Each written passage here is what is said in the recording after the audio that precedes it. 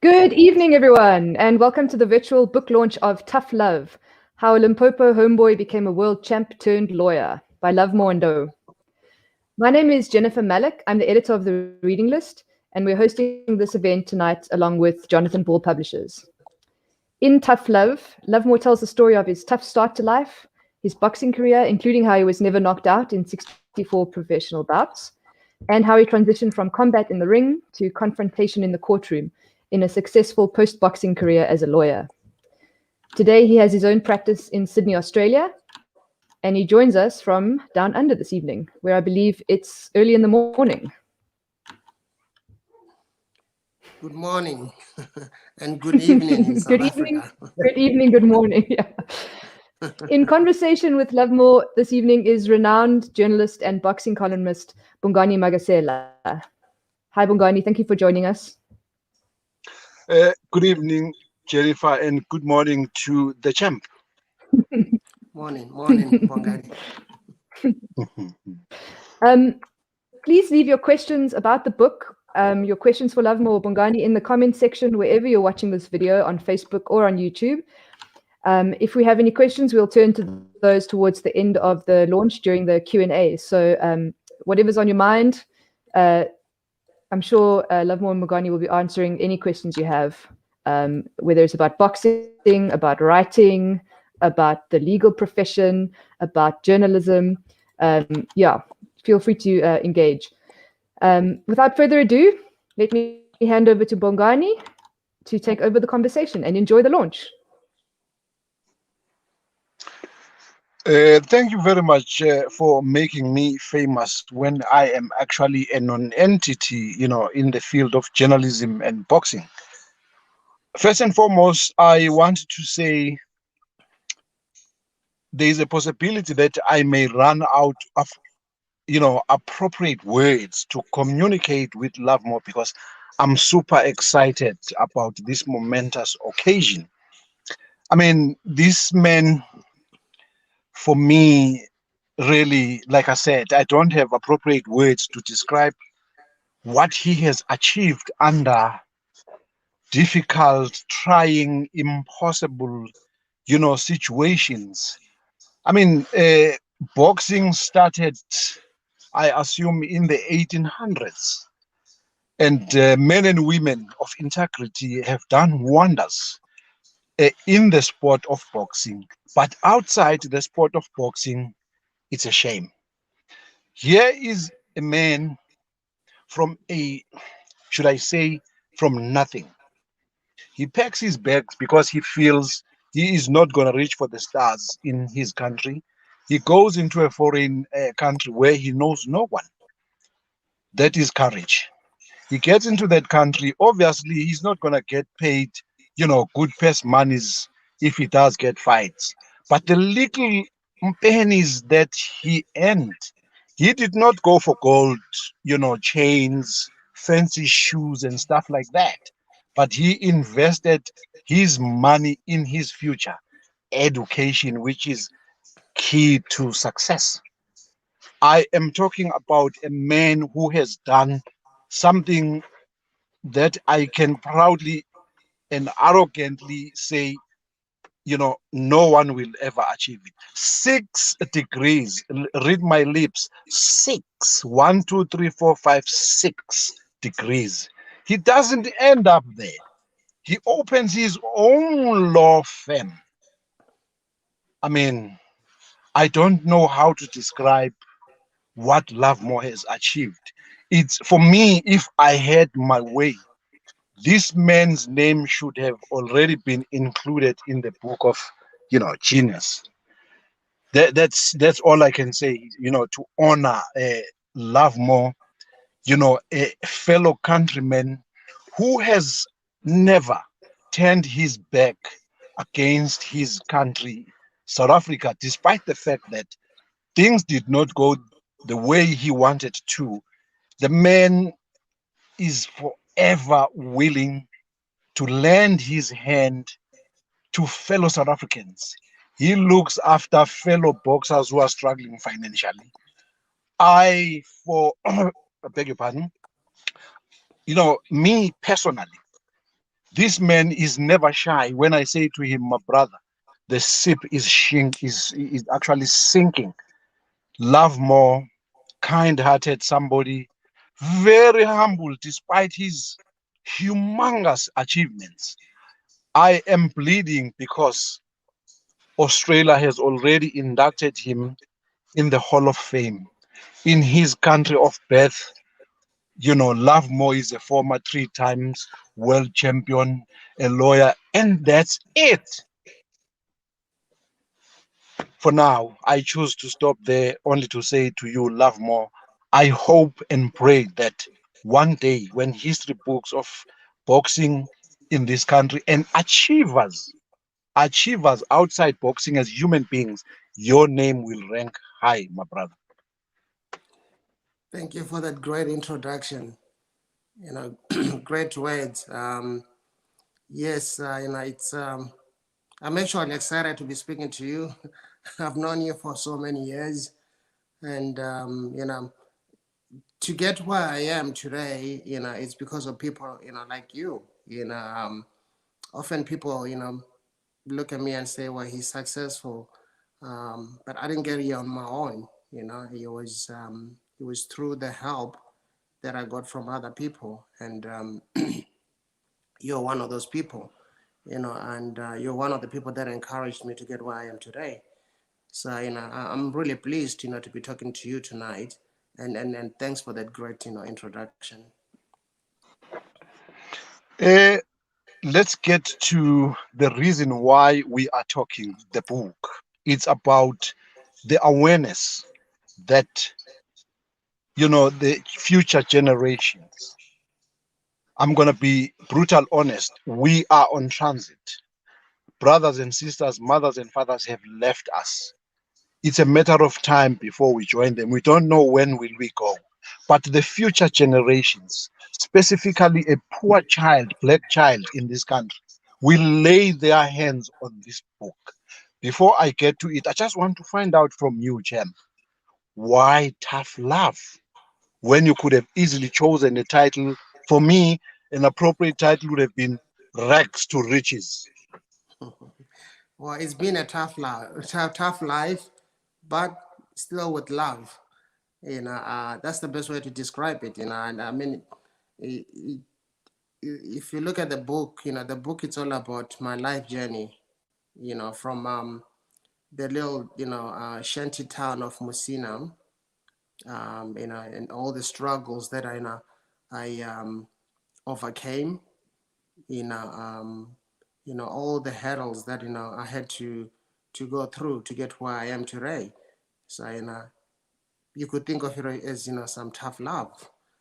So yeah, that's one of the that's the reason I gave it the name Tough Love. It The wasn't smooth all reason the why, way. Champ, I am saying, if I were to be given, the golden opportunity to suggest a title, Rags to Riches, it's because I don't know your financial status. But if you were to sit back and look at the money you spend educating yourself, you would be far in terms of the digits in the bank. You are rich, my brother. Education, there is no one who can take it away from you.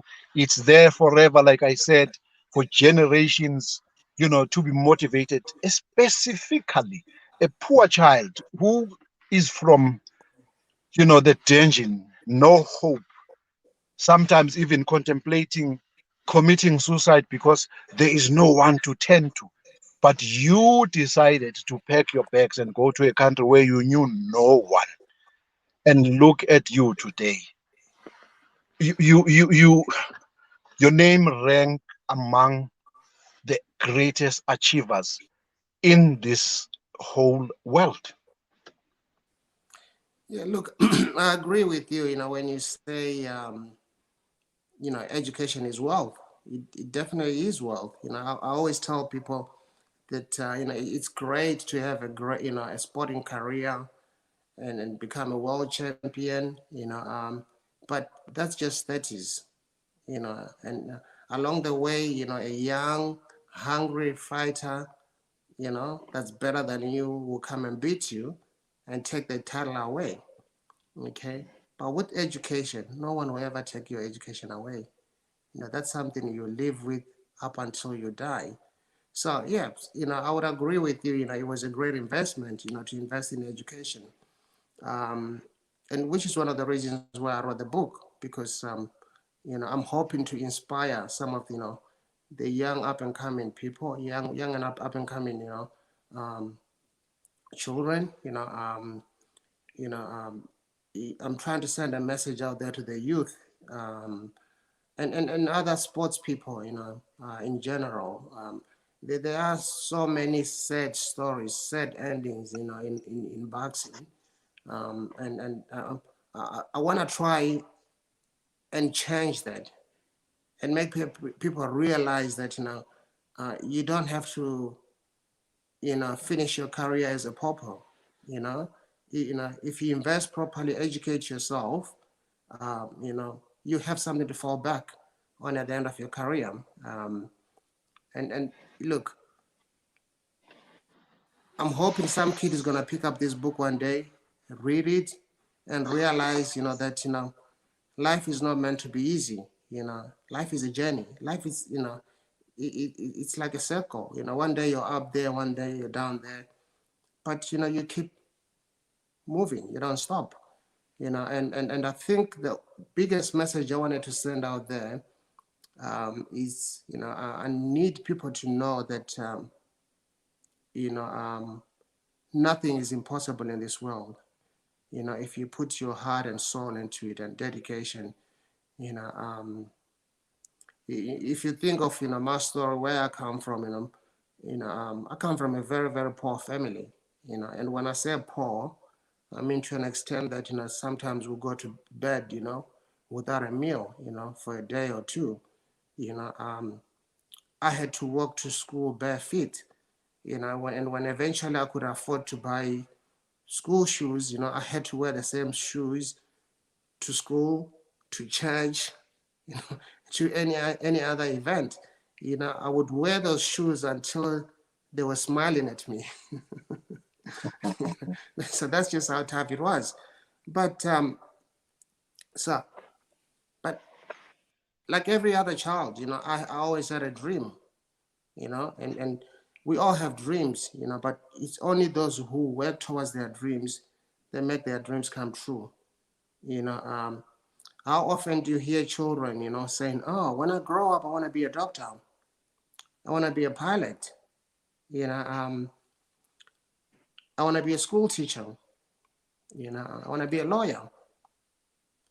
But it's only those, who work towards the dream, who make it a reality, who make it come true. So, you know, um, you have, we all have dreams, but you gotta work towards your dream. So despite from coming from that, poor family, poor background, I had a dream, and I chased the dream. I didn't just sit back and say I want to be a world champion, but not train like a world champion. I trained like a world champion to become a world champion. Okay, and I'm the first ever world champion to come from Messina. There's never been one before. And I remember when I was coming up, and I used to tell people that one day I'm gonna be a world champion. And some people used to laugh at me, say, "No, you're crazy." And I used to tell them, "Look, one day you're gonna be sitting at home, and you're gonna be watching me on TV performing in Las Vegas." And some people used to laugh at me, but I pursued, I chased my dream. I believed, I worked hard, you know, and I ended up becoming a world champion. And I think the other thing with me, it's when I want to do something, I want to be really good at it. I didn't want to, for example, I just didn't want to be, known as the local champion, or someone who once won a provincial title. No, no, no, no. I wanted to become a world champion. And I didn't just want to win one world title. I wanted to win, one or two or three, two or three world titles. And the same thing, when I educated myself, I just didn't want to have one degree, and I wanted to pursue, and have as many degrees as I possibly can. When I started my law firm, when I became a lawyer, I didn't want to work for anybody for the rest of my life. I wanted to start my own practice, and assist other people and give them, an opportunity to work, That's just my way of thinking. And I would like to see some young children, to think their way. And I can tell them right now, if they think their way, the world is theirs. And that's that's the biggest message I'm trying to send from this book. Look, I was born in South Africa during, apartheid, so it was really tough. You know better than I do. It was really tough, for us, Africans, during apartheid, and but I I witnessed a lot of atrocities committed against my friends, family members.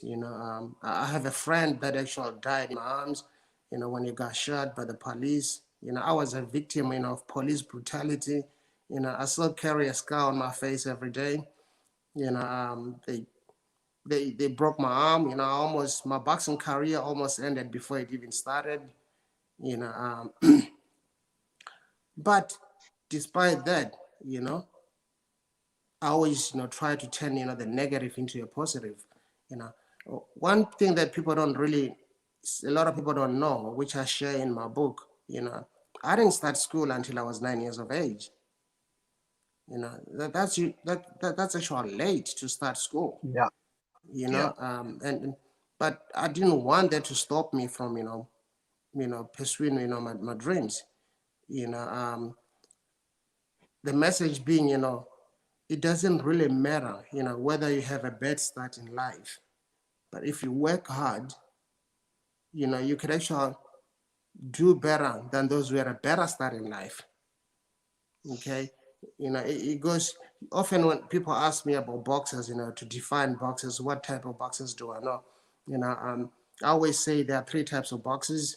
The natural talented, the less talented but works hard, the natural talented that doesn't, work hard. Now, you find, the natural talented that really work hard, they go on to become pound for pound the best fighters in the world, like Mayweather. Okay, he's talented, natural. He's got natural talent, but he works really hard. Makes him a great fighter. He's pound for pound the best. And then you got some other fighters that are natural talented, but so lazy. But then what happens? The less talented ones that really, really work hard, end up doing better, outperforming the natural talents who are lazy. Okay. It's the same, with your life. You could have a bad start in life, but if you work hard, you could actually outperform those, who had a better start in life.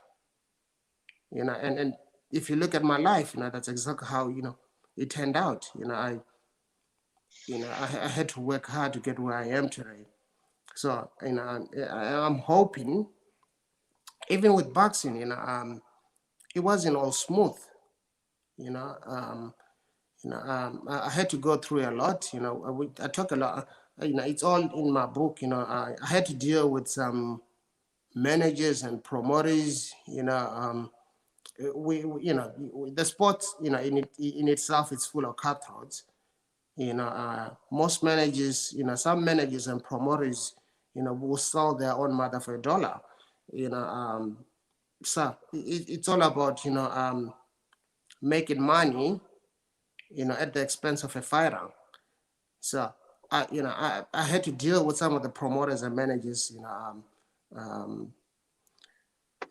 who behave their way. I talk about it in my book. So it wasn't a smooth ride, and I mean, for example, I had fights. A good example was when I fought Shambe Mitchell. in Atlantic City, a fight that I took on a week's notice. Anyone that watched the fight, would tell you that I actually won that fight because, I beat him, but I didn't get the decision, just the politics in the sports. Now, this is the funny thing, years later, I won the same title.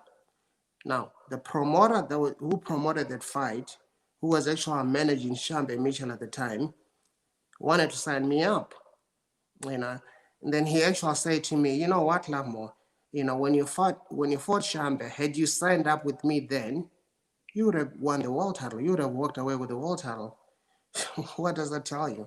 That, I actually won the fight, but because of the politics involved, they took it away from me. But despite that, I didn't give up, and that's the whole another message I'm trying to send, to people out there, don't never give up. You're going to have a lot of setbacks in life, but just always remember they're always preparing you for some success in the future. So I didn't give up, after that, I could have walked away and say, well, why am I wasting my time, in this sport, if I'm going to, get robbed all the time. But I didn't. That's just one example I'm giving, I've had some other bad dealings, with promoters, even in Australia, I was working with one of the, at the time he was a top promoter, Bill Modi, and for years, I kept winning. I was sitting at number 2 WBC in the world, but I was never getting a shot at the title. And I was thinking to myself, and I was just sitting there watching, the title changing hands, and I was thinking, oh, what's going on? I'm sitting at number 2, and he kept telling me, yeah, you're gonna fight for the world title, you're gonna fight for the world title.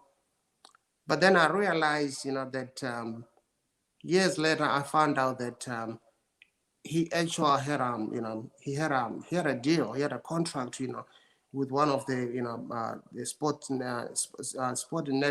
networks here in Australia, where they would actually pay him an X amount of money every month for as long as he had me and another fighter, Shannon Taylor, as part of his promotional company. Then what he would do, 1 month they would have me fight and headlining the show. The following month they would have Shannon headlining the show, and he was getting paid a lot of money. So he knew that if he had given me the opportunity to fight for the world title, and if I won the world title, then I would demand more money, and if he didn't give me the money, I'll probably walk away, and go with other promoters. And we had a clause there in the contract, that demanded him to pay me more if I won the world title. So he was playing the game, just holding me back, and eventually we had a fallout.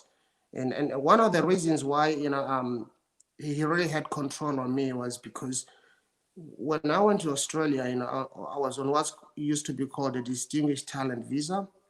So with a distinguished talent visa, it meant that I had to show that I had distinguished talent. So I had to keep on winning my fights, but he was also my sponsor through the immigration. So he kept threatening me if I didn't do what he wanted. He would pull out my sponsorship at the immigration. That would mean that I'll get put on the first plane back to South Africa. So eventually, when I became a permanent resident, I just told him, you know what? No, I'm not fighting anymore. Okay, either you release me or you allow me to buy myself out of the contract, but he wouldn't, so I ended up being, I had to just sit back for almost 14 months, out of action. I had to sit back until my contract ran out. But something great came out of that, something positive. And this is where I'm trying to explain that, in life, you're going to have some setbacks, but always remember those setbacks, prepares you for something great. It was during that time that, I had these contractual problems with this promoter. Then you know what, I decided I'm gonna go study. I thought to myself, you know what, I'm not just gonna sit back and waste, the whole 14 months. That's when I went and enrolled myself at university. At first I was gonna do a communications degree. I was thinking of doing journalism. And I recall, you know, I read an assignment. It was an essay, and I was talking about, you know, the situation in South Africa. It's funny because I'm always, you know, even at school, most of my assignments were always based on, in South Africa. And, I was arguing, the issue about, poverty, in South Africa, and I was arguing that, South Africa, Africa, including South Africa, Africa's not a poor, continent, Africa is actually a very, very rich continent. It's full of, natural resources, but, Africa is poor because it's been poorly governed, and I also argued that, the biggest problem is, there is an unequal distribution, of national resources. So to cut the story short, my lecturer read, my assignment, and she called me aside. She said, Lamo, you know, I think, you should consider, studying law or, politics. But I already had it in my mind, because of another incident that happened back in South Africa when I was about 16. It was always my idea that, someday I might become a lawyer. But at that time I was thinking of going into journalism. But when she told me that, then I just thought, you know what?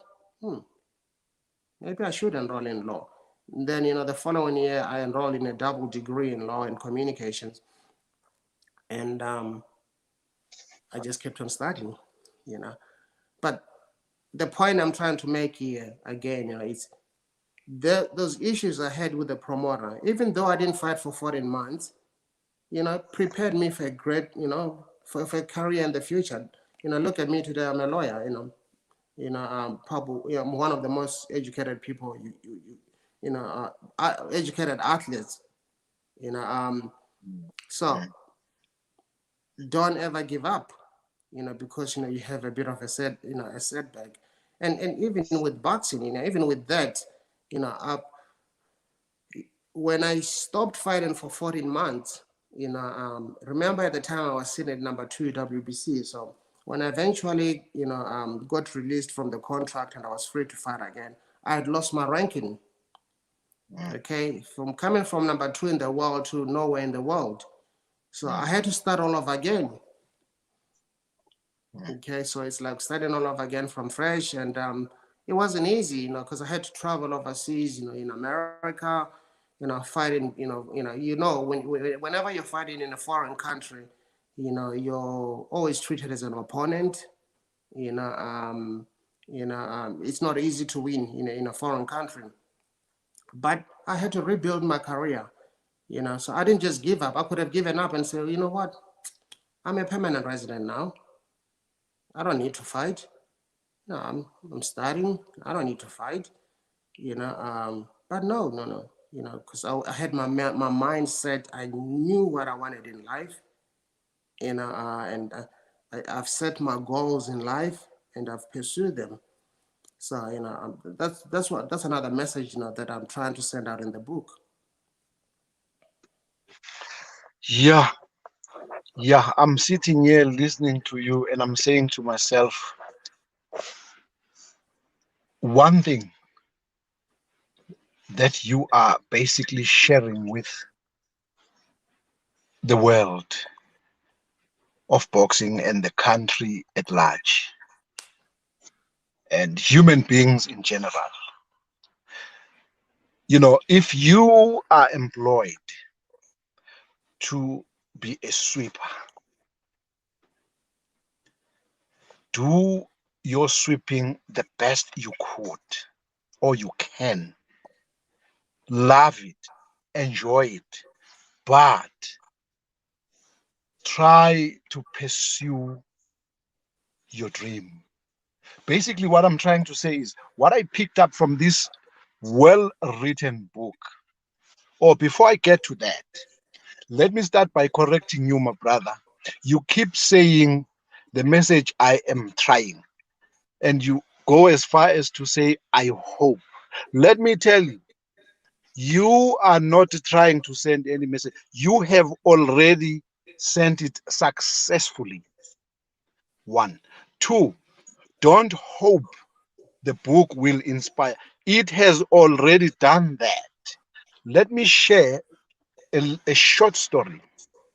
My daughter, she's 17 years old, my last born.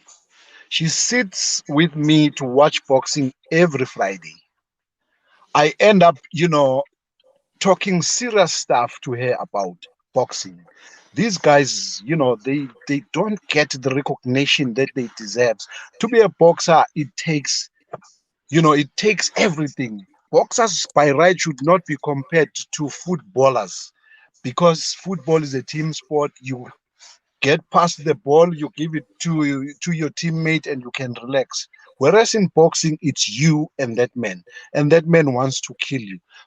Everything with boxing is pain, sacrifices, hard work, pain from the gym, pain from sparring, preparing for the fight, pain to get that fight, pain to be paid your money, pain to share your money. It's all about pain.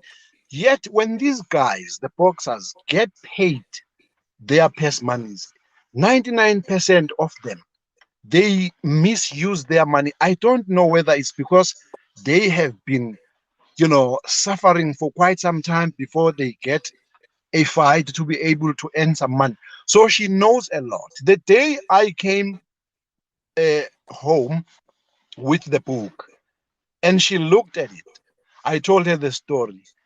Guess what? That book became her book because she knew a lot about boxing. She says to me, Dad, but you've told me terrible stories about boxers getting paid millions, this and that, but they die as paupers. Here is this uncle.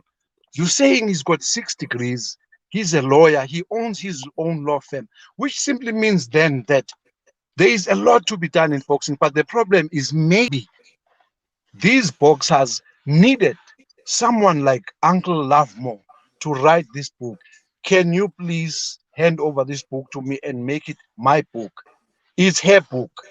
You have already inspired her. I know for the fact that she has already shared the story with her schoolmates.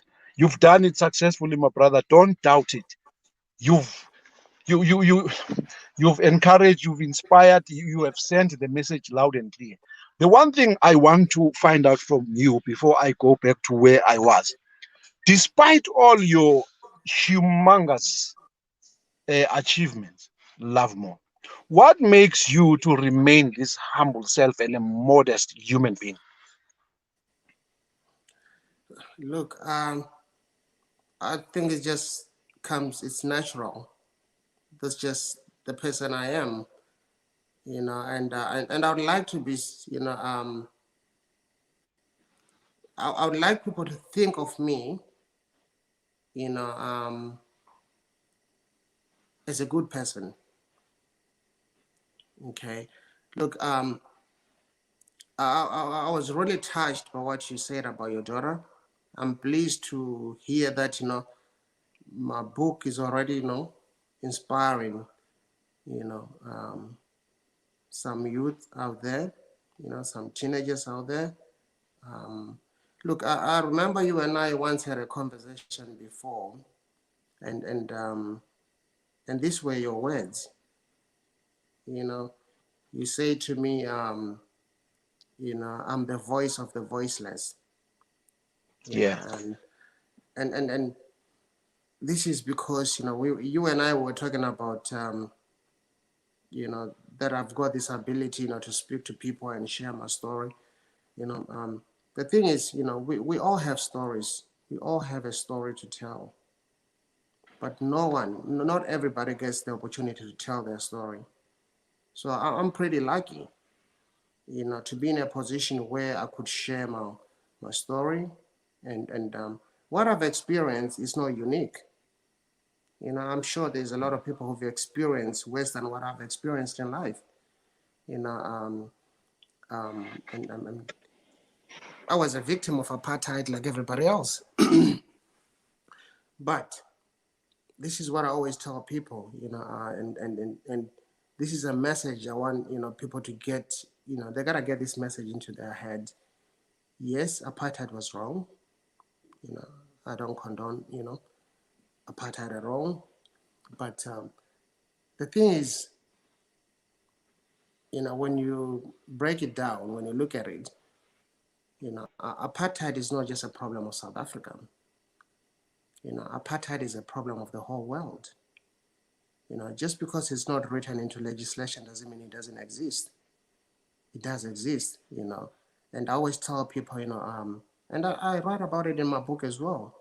You know, as far as I'm concerned, you know, if you taught someone from excelling, you know, because of their skin color, their gender, you know, their sexual preference, you know, that's a form of apartheid. You know, if you say, I won't work with that guy because he's white, but that guy's never done anything wrong by you, that's a form of apartheid.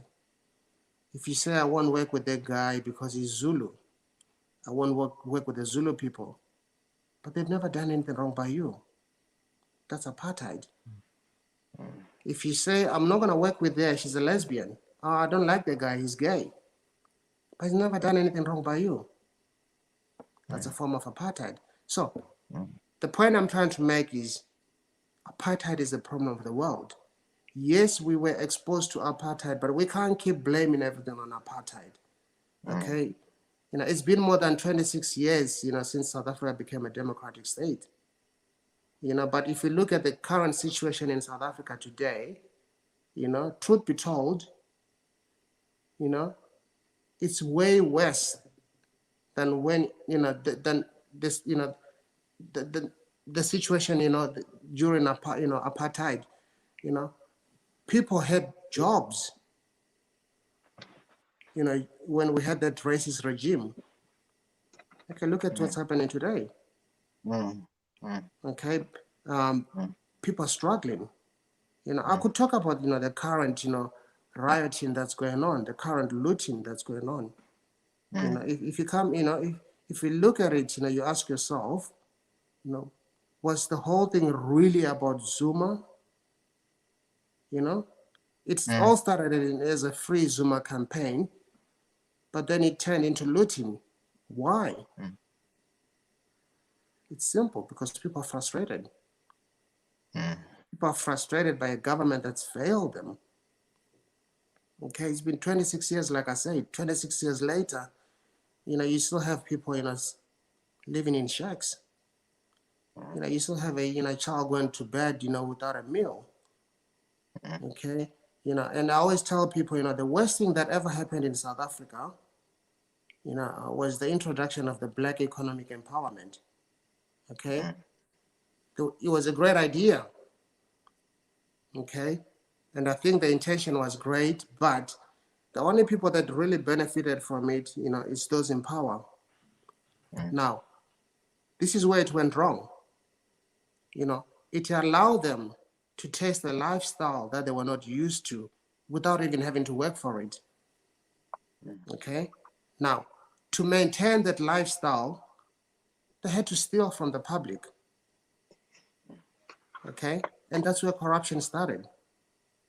Okay? They have to maintain that lifestyle that they tasted without having to work for it. So you got to continue stealing to maintain that lifestyle. You know, and that's where the problem is. Now, you have an issue of self-enrichment, and then you got a government that's, you know, that's continually promising people, you know, but not delivering. Okay, so you look at the whole thing about looting. It's just people frustrated. People are just frustrated, and I can tell you where it comes down to, you know, and African people, okay, we're not lazy people. We're hardworking people. Okay, if we're given an opportunity, we will always excel. Okay. The problem is Africans are denied opportunities. They denied that equal opportunity, and which has been a problem. You know, it was a problem during apartheid. It's a problem now. When during this democratic South Africa, and I'm a good example. To prove that that when you're given equal opportunity, you can always excel. And I had to travel overseas to find equal opportunity. I had to move abroad. I came to Australia, and there was opportunities for me there, to educate myself. I educated myself. Okay, and opportunities for me to work, and excel in life and succeed. That's what South Africans need. They just need that equal opportunity. They don't need. They're not asking for free handouts. Okay, but what's going on now is because of frustration. Because they've been failed. Okay, now going back to what I said earlier on, we can't really keep blaming everything on apartheid, and we can't keep on making everything about race. Okay, you've got some leaders, they turn everything into race. Okay, if your car doesn't start, you're gonna blame it on on a white man. Okay, let's stop making everything about race. Let's work together. Let's move forward. I had to come to a foreign country. This is the funny thing, and I actually write about it in my book. I recall when I first, because this is how I ended up in Australia. I had an opportunity to, fight in Australia in 1995. So I traveled to Australia for the first time. But I recall before I left Australia, before I left South Africa, I did some research, about Australia, and one of the things I found out was, Australia used to have a Keep Australia Wide policy. So I remember thinking to myself, oh, I might be making a mistake here. But I was thinking, I'll probably get treated the same way, I was treated in South Africa back then because I was black. So I was a bit cautious, but I remember, when I got to Australia, people didn't see color in me. People saw a human being. Okay, and that's what made me fall in love with the country. And I remember after that,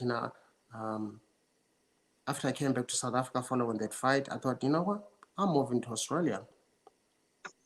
And that's exactly what I did. I came here, I worked hard, I had the opportunity to work hard,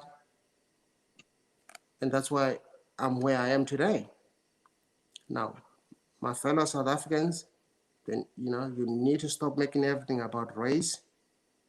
And my fellow South African leaders, you need to provide people with opportunities, because there is a lot of talent in South Africa.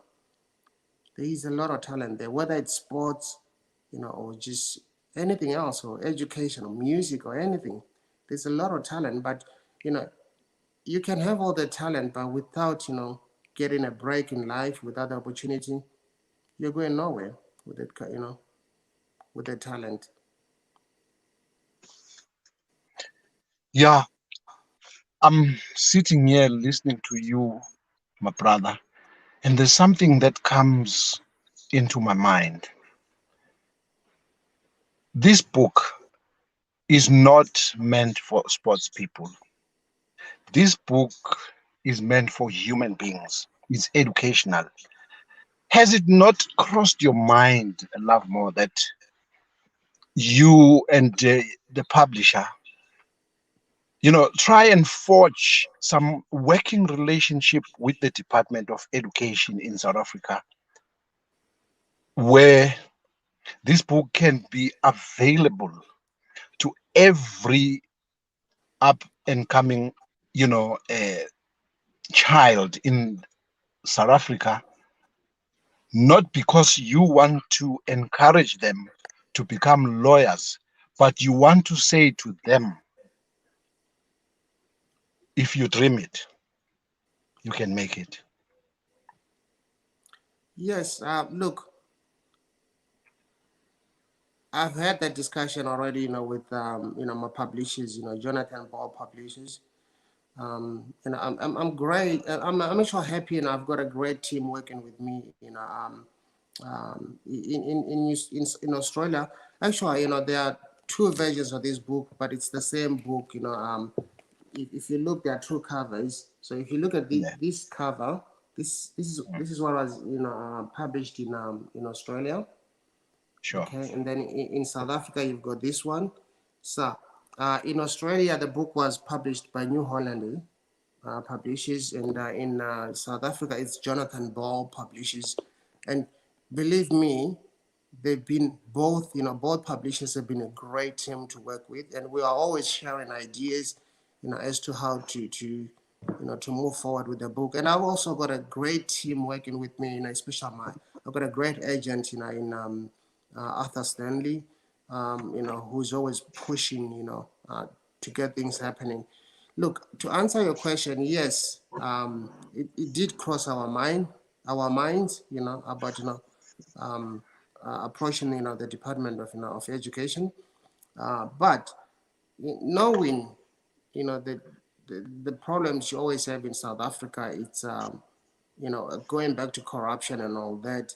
Uh, you know, I don't think it's gonna be easy to convince them, to buy the book and give it to students. So what I'm gonna do myself, I've already told the publishers, I'm gonna donate some of the books to some schools and Great. share my story. Like I said, I didn't look. I didn't write the book with an intention to make money. Mm. I wrote the book with an intention to share a story with others. You know, Again, hoping that it might, encourage someone, to work hard. Okay, it might inspire someone. So yes, I'm personally going, to donate some of the books, to some schools. You know, um, and I'm hoping, something good will come out of it. And again, and I agree with you. When I wrote this book, it wasn't just about boxing. Okay, Mm. boxing is just a part of it. Mm. This book covers everything from politics. Mm. Uh, you know, you know, eh, eh, anything. It covers everything, even my personal life. I even share my own personal, you know, my personal life. So yeah, it's not just a book for for athletes. It's not just a book for boxers. It's not just a book for sports people. It covers everything in general. One other important thing you mentioned, my brother, you keep mentioning is, you don't see color. Australia didn't see color in you. I think it's proper of me, to commend you for saying that, because you don't just say it, you live it. I mean, you've helped a number of South Africans beyond color line. I'm talking boxers, Tommy Ostays. The list is endless, and we've written stories about that. So, I'm saying you don't just talk, but you walk the talk. And I don't know what will it take for our country, to kind of give you the respect, the recognition that you deserve. It's long overdue. I mean, I personally feel Look, bad that I feel you, my brother. I feel you, but I'm not about recognition. I always believe as long as the man upstairs recognizes what I'm doing and is happy with what I'm doing, then I'm happy. You know, so yeah, no, I'm not really bothered about getting the recognition in South Africa for what I do for my South African people. No, no, no. I do things because I feel I came into this world, for a reason, for a purpose, and that's exactly what I'm doing, like you look what's happening now in South Africa, with the looting, one of the things that I'm doing now, I'm in having discussions with my publishers, so we can donate some of the, proceeds or sale of these books, towards rebuilding, the economy. So, the money will go towards, helping those people who lost their businesses, to rebuild their businesses. And if they do that, people who lost their jobs, might get their jobs back, and I know for a fact, I'm not surprised, I know for a fact that some of the people that lost their businesses were not insured. They don't have insurance. So it's going to be really hard, for them to get their businesses up and running again.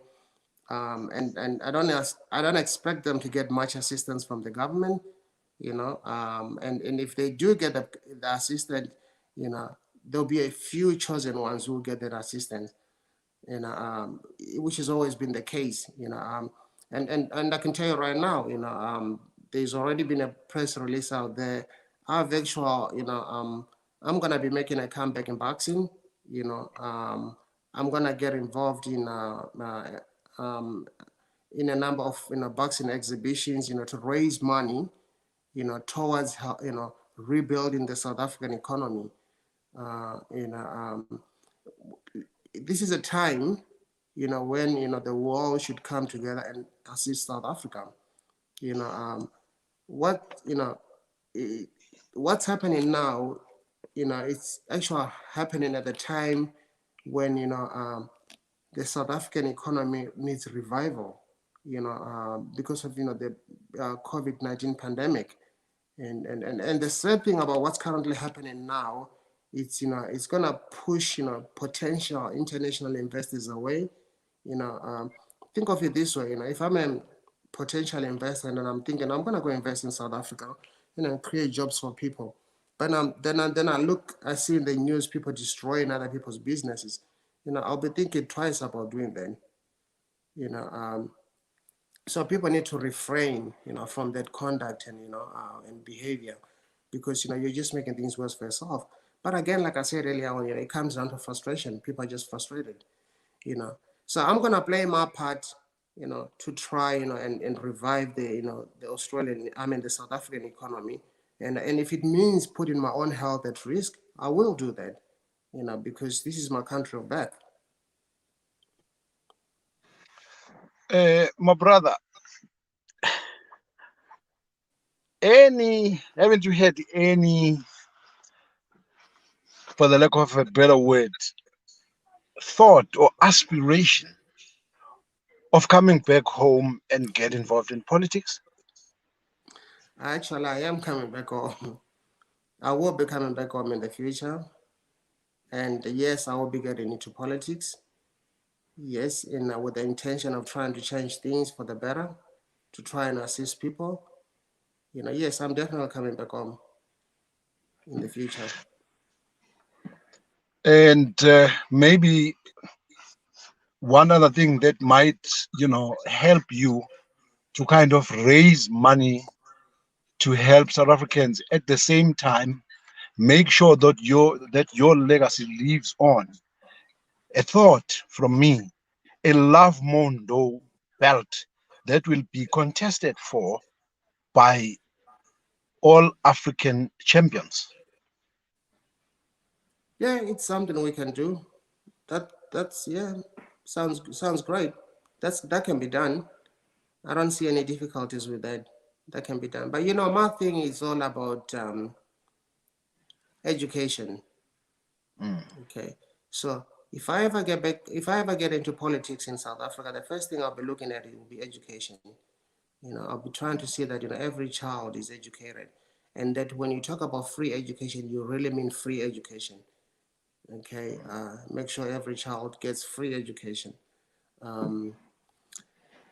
So that, and then, the other thing, look, the biggest problem in South Africa, and I think, the current governing government, the current government is not listening to people. Okay, so the first thing will be you need to listen to people. Go around, ask people what their problems are. Ask, what can you do to assist them? No one is listening to the people.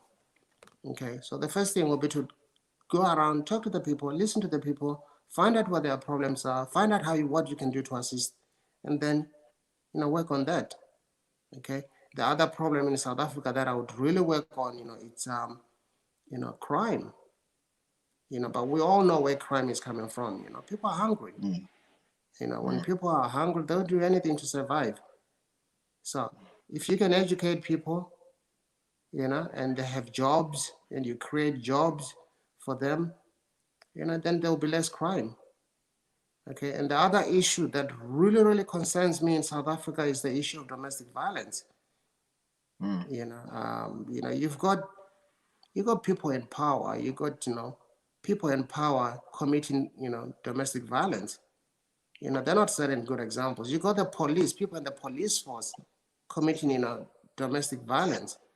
So if I ever come back to South Africa and I get into politics, that's one of the things that I'm going to be tackling. Domestic violence is is a serious concern that needs to stop. Yeah, so I am definitely coming back to South Africa in the future, and I do talk about it in my book as well. About my future aspirations. Coming back to South Africa.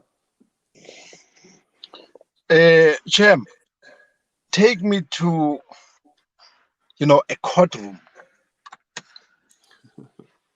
A boxer, you bob and weave, you throw the jab, you move around, you cut the corner, you have your men against the ropes, you bombard him with punches, the referee jumps in between you, the two of you, he stops the fight, you walk away with the prize. Bam, you the winner.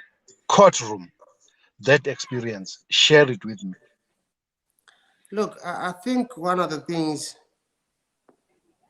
I'm trying to prove, or that I've already proved to people, that, athletes or boxers, we can also be academics if we choose to. I think, often fighters, boxers or footballers, are often seen as buffets. And I needed to show and prove to people that, no, we can actually be, we can do anything we want to do, and we can be just as educated as anyone else out there. And the funny thing is, often people ask me that, how did you do it? How did you manage pursuing, a full-time career, boxing career, while at the same time you were studying? What people don't really realize is that, I was also raising my children single-handedly. Okay. So, and I always tell people that, it's all about managing your time. If you set a timetable and stick by the timetable, anything is possible. So here I was, I was training about 6 hours a day as a professional boxer. Okay, so I would train about 2 hours in the morning, 2 hours in the afternoon, 2 hours in the evening, because it was my full-time job. But I was raising my children, but I was studying as well. And I recall there were times when I would have to travel, and I should talk about it in my book, I'll be traveling overseas, for fights, often my bag, would be full of, law books. Often when some people, when you travel, your suitcase is full of, your training equipment, your clothes to change and all that. My bag was always full of law books. And I remember at the custom, sometimes at the custom, they'll be asking, where are you going with all these books? And I had to explain to them, now I'm studying law. And so what I would do is in between training, I would go train, after training, I would just go lay back in my hotel room and study, so it can be done. Look, it wasn't easy switching from boxing to law, and again, and believe me, remember I told you earlier on, that apartheid is a problem of the whole world. I've experienced some sort of, apartheid here in Australia, some sort of, form of, what you could, what amounts to racial discrimination. I'll give you an example. I remember when I first became a lawyer, I would walk into a courtroom and I would go, sit at the bench, and the court officer would walk up to me and say to me, no, no, no, no, you should sit at the back. This is for lawyers. this is reserved for lawyers. So it used to piss me off in the beginning, and I would think, oh, okay, just because I'm black, I can't be a lawyer. And some court officer would walk up to me and say, and ask me, outright, are you a lawyer? Because only lawyers should be sitting here. And I'll be looking around, I'm thinking, why don't you ask all these other Caucasian people if they're lawyers? That in itself, it's a form of, it's a form of apartheid. It's a form of, racial discrimination. I recall it used to piss me off really bad. But you know what? I started thinking to myself, I shouldn't really, be getting angry all the time, because of this. So, I thought to myself, I need to apply some reverse psychology. I remember one day I walked back into the courtroom, and court officer walks up to me, says, are you a lawyer? So I looked at her. Instead of getting angry, I looked at her and said, yeah, damn good one, and sexy as F. So she remembered that, So everybody started talking about it in the courtroom, So it's like everybody knew the story. Every time I walked into the courtroom, people always laughed, smiled at me because they got to know me. So, instead of getting angry about it, I applied some reverse psychology in a nice way, and everybody loves me now. I don't even, some courtrooms, people just know who I am when I walk in. Some of the magistrates, some of the judges, I don't even have to introduce myself. They already know who I am. I'll give you another example, of, what could amount to, a form of, racial profiling. I used to date, a Caucasian, a white girl, and I remember one day, we went for a walk, we were walking in the street, and then I actually write about it in my book. It's in my book as well. We were walking, and then we came to, some traffic lights. In South Africa, you call them robots. Yeah. Traffic lights. So Yeah. we came to the traffic lights, and it so happened that the traffic lights were just next to a police station. Now, we were waiting for the lights to go green, and then these two guys drive next to us. They stop their car. Two, white guys, two Caucasians, and one of them, he rolls the window down, says to us, "Hey, Tupac." So we ignore them. Yeah, I said it again, "Hey, Tupac." We ignore them. And one of them, took it a step further. I said, "Hey, Tupac's, Tupac's B," referring to my girlfriend. Tupac's B. You like big, black C. So that kind of pissed me off. I'm okay. They can say that to me. Well, I'm okay. I can deal with that. But you are not going to insult my partner. You are not going to insult my family member. You are not going to insult, a female in front of me. So that's when I lost it, and I said to them, yeah, so does your mother. So they got out of the car, they were gonna attack me. So My girlfriend runs to the police station, which is just across the road. She tells them, look, there are two guys out there, attacking my boyfriend. Okay. I'm in the street, I'm all ready to fight. The cops come out running, Yeah, guess who they grabbed? So the cops come running, they grab me, they throw me on the ground. Okay.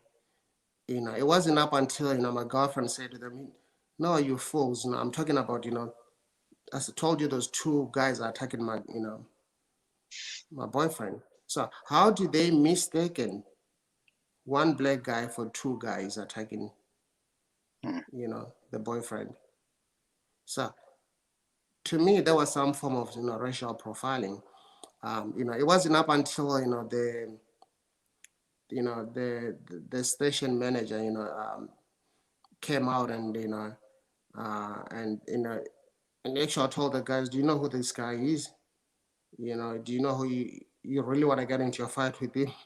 And they started apologizing. And they asked me if I want to press charges, but I said no.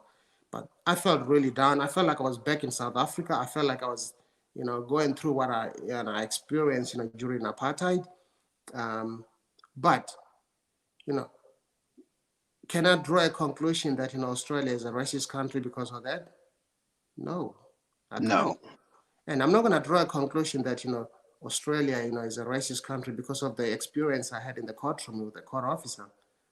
No, but the thing is, there are some bad apples out there, okay? And these bad apples apply everywhere, okay?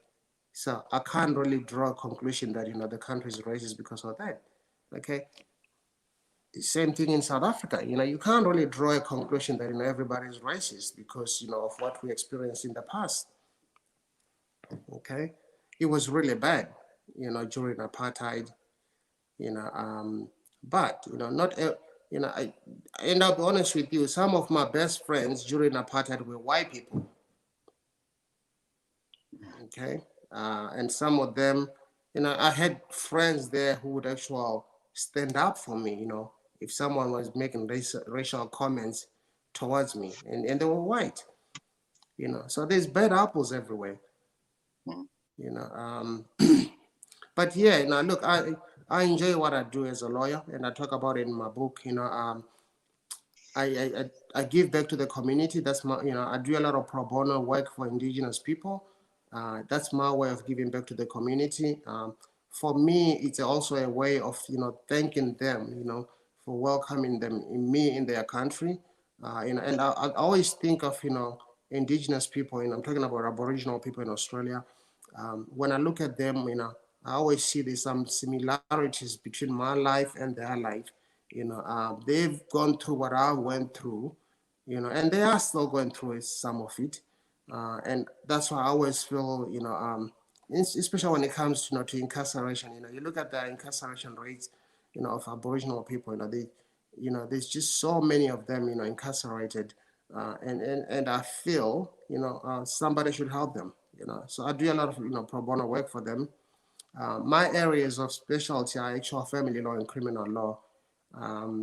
So I love what I do. I enjoy it. And yeah, you never know. I might even open up some law firms in South Africa in the future. But, if you really want to hear more, know more about, what I do in Australia, get the book. It's all in there. Wow. This is amazing, Lovemore, and I don't know what to say except to ask you, what would you love us to do in order to make an awareness to South Africans about this book, and how can they, South Africans get this book, and when will it be launched in the country? Well, we're launching it right now. Oh, look, it's been released. I believe it's already been released. I believe it's already on the shelves out there. So, and I believe you can, buy it from, bookshops, and you can also buy it online. Yeah, and if you're really, if you can always contact, Jonathan Ball Publishers, they'll be able to assist you as well in relation to where to find it, to get the book. But it's out there already. Can you show us the cover again so that people can recognize it on the shelves? There the we good go. Dude there. Looking very distinguished. Looking just like you can easily mistake him for Madiba, eh? Now that's a big shoe to fill. That's a really big shoe to fill. My brother, you don't have to feel... No, carry on. Oh, okay. No, I wanted to say he doesn't have to fill Madiba's shoes. He is special in his own right. Definitely. Yes, now he's always been, my lifetime hero. If you look at my lifestyle, it's always following his footsteps. There's a lot of similarities in what if you look at my lifestyle, I'm actually guided by what Mandela has done. He's always going to be my lifetime hero, which really saddens me to see what's happening in South Africa today. It saddens me to see that, all that hard work that, he did, even sacrificing, his life in custody, for 27 years, sacrificing, his life with his family. The saddest thing that could ever happen to a man, is being unable to, see your children grow, spend time with your children. That man did it all, and fighting for a better South Africa. But then today, I see all that hard work going down the drain. It saddens me. I wanted to share some comments that we've had. I'll just read them out.